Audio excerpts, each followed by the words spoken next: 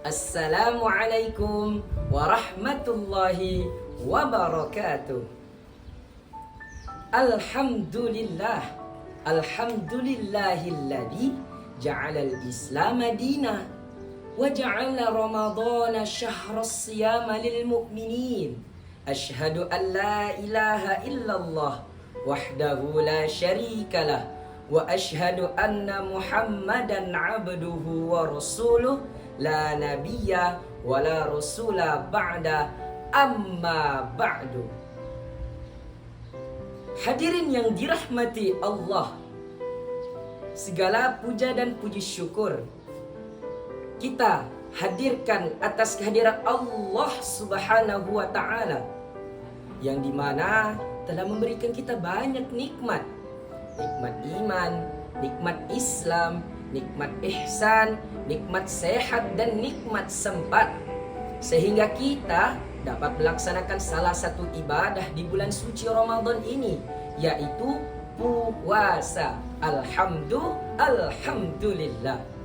Salawat beriring salam selalu kita haturkan kepada bimbingan Nabi besar kita, Nabi Muhammad sallallahu alaihi wasallam, yang dimana atas perjuangannya dapat membawa agama Islam dari yang awalnya naik onta sampai naik mobil Toyota, yang awalnya jalan kaki sampai naik motor Scoopy, yang awalnya kaum Yahudi sampai kaum Gen Z, yang apa-apa harus velocity, yang apa-apa harus bikin story. Hadirin sobat Faisal rahimakumullah, gimana nih puasanya? Aman-aman aja ya kan? Apa? Mau mokel? Is. Tak patut. Jangan ya dek ya, jangan. Nah hadirin, menurut laporan dari State of the Islamic Economic Report tahun 2025 mengatakan bahwa Indonesia ini berada pada urutan ketiga dengan sistem perekonomian syariah terbesar di dunia. Ini menjadi pertanda bahwa Indonesia adalah negara yang dimana menerapkan prinsip-prinsip ekonomi syariah dalam kehidupan sehari-harinya. Salah satu prinsip ekonomi syariah yang berkembang di masyarakat ialah aktivitas hidup halal, di mana segala bentuk pekerjaannya, segala bentuk bisnis yang dilakukan itu selalu menerapkan prinsip-prinsip secara syariat.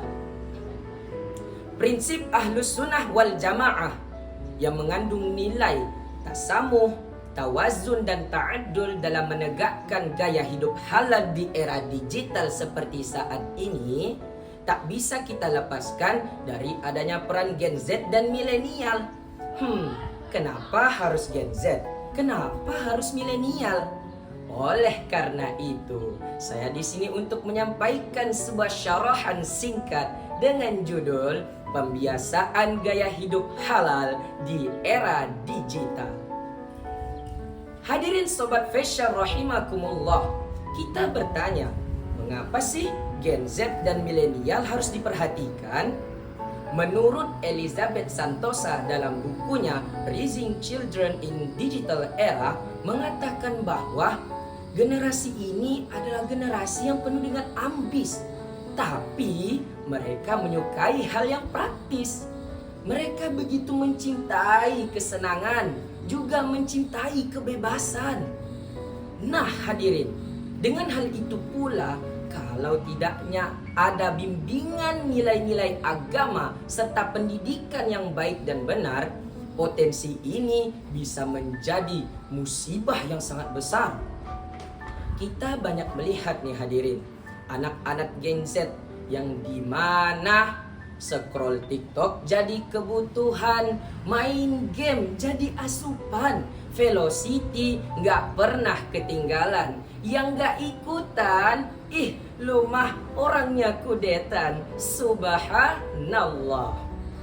Nah hadirin, Allah Subhanahu wa ta'ala berfirman di dalam Quran surah Al-Baqarah ayat 172.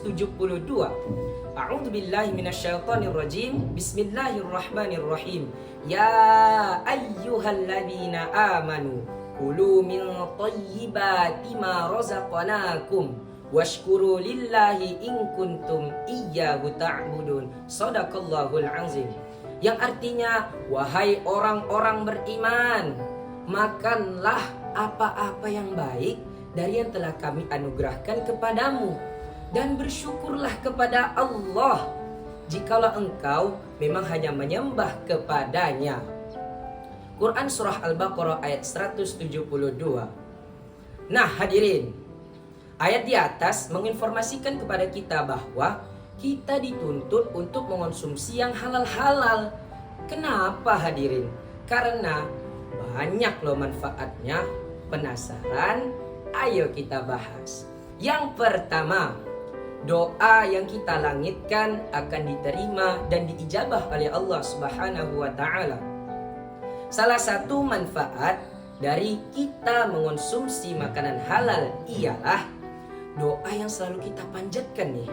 Doa yang selalu kita langit-langitkan itu dapat mudah diijabah oleh Allah Subhanahu wa taala. Apalagi nih ya, kita nih kan sekarang di bulan suci Ramadan, yang dimana bulan dengan penuh keberkahan, bulan yang penuh dengan kebaikan, sehingga segala bentuk pengharapan yang kita langitkan dapat mudah diijabah oleh Allah. Lalu ada nih yang bertanya, apa sih yang membuat doa kita sulit untuk diterima? Pertanyaan yang culture. Iya lagi. Nah hadirin, kita ini sering menganggap remeh makanan haram. Astaghfirullahalazim. Sayyid Abdullah Al-Haddad dalam risalah Mu'awanahnya mengatakan bahwa makanan haram ini mendorong pada perbuatan kemaksiatan. Akibatnya ilmu sulit didapat, hati sulit mendengar nasihat, bahkan ibadah pun menjadi berat. Na'udzubillahi min dzalik. Makanan haram ini pula dapat menjadi bahan bakarnya neraka. Rasulullah SAW bersabda, segala apa yang tumbuh dari perkara yang haram, maka neraka menjadi tujuan utamanya. Hadis riwayat Tabrani. Takutnya. Na'udzubillahi min dzalik. Yang kedua, ridho Allah yang selalu menghampiri. Hadirin, kita memang diperintahkan untuk beribadah. Kita memang diperintahkan untuk melakukan penghambaan kepada Allah. Akan tetapi nih ya, kalau tidak adanya ridha Allah, ya itu semua sia-sia. Salah satu cara agar Allah selalu melimpahkan keridhoannya kepada kita ialah dengan mengonsumsi makanan yang halal. Ingat nih teman-teman, halal bukan berarti soal makan dan minum, tetapi di mana proses produksinya, bagaimana distribusinya, bahkan apa efek samping bagi alam dan sekitarnya. Master Plan Ekonomi Syariah Indonesia tahun 2024 membagikan halal value chain ini dalam beberapa kluster, yaitu makanannya halal, fashionnya halal, berobat halal, berwisatanya halal, belanja online pun harus halal. Pokoknya semuanya harus halal deh. Karena apa nih hadirin? Karena halal itu banyak sekali manfaatnya. Terbebas dari perbuatan yang batil, hidup jadi aman, damai dan sejahtera. Nah, siapkah kita untuk menerapkan prinsip hidup halal? Nggak bisa. Waduh, gimana toh? Ya harus bisa dong ya. Katanya mau dijabah oleh Allah doanya. Katanya ridho Allah pengen menghampiri terus. Gimana kalau nggak mengonsumsi makanan halal? Jadi dengan ini saya katakan, ayo cek halal di label kemasan, gunakan perbankan syariah. Yuk dengan sama-sama kita pasti bisa.